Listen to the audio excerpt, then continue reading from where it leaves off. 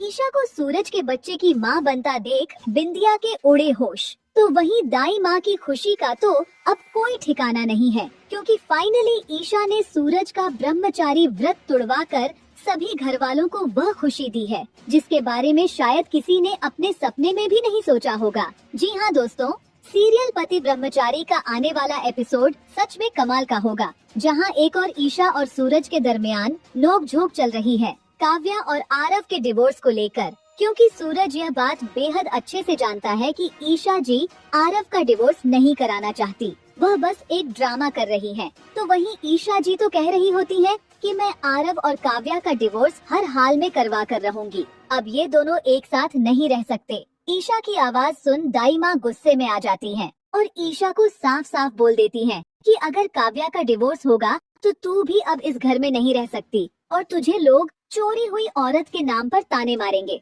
और वैसे भी सूरज तो ब्रह्मचारी है, इसलिए तू तो हमें माँ बनने की खुशी देने से रही। दाई माँ की बात सुन सूरज हैरान रह जाता है और वह भला ईशा जी को खुद से दूर कैसे जाने दे सकता था। इसलिए सूरज अपना ब्रह्मचारी व्रत तोड़ते हुए ईशा जी को गले से लगा लेगा, जो देख सभी घर वाले एकदम शॉक्ड रह जाएंगे। और यहाँ दाई माँ का प्लान वर्क कर जाएगा, क्योंकि दाई माँ ने यह सारी बातें जानबूझकर बोली थी। ईशा को घर से निकालने की धमकी उन्होंने दी ही इसलिए थी क्योंकि वह जानती थी कि सूरज ईशा को खुद से दूर नहीं कर पाएगा और उसे रोकने के लिए वह अपना ब्रह्मचारी जरूर तोड़ेगा।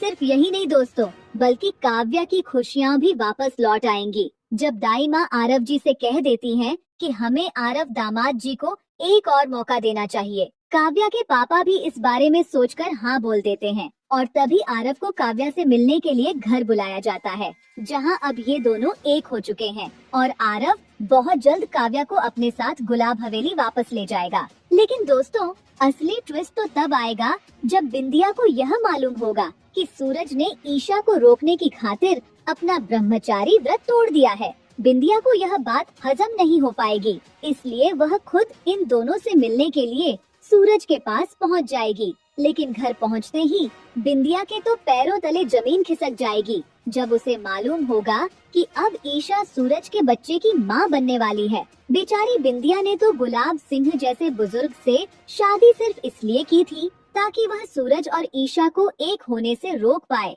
लेकिन अब बिंदिया चाहकर भी कुछ नहीं कर सकती। अब जहाँ बिंदिया की बैंड बज चुकी है तो वहीं दाई माँ तो खुशी से फूले नहीं समा रही। पर दोस्तों, आपको क्या लगता है, सूरज ने ईशा जी को रोकने की खातिर अपना ब्रह्मचारी व्रत तोड़कर सही किया या गलत? कमेंट करके जरूर बताना।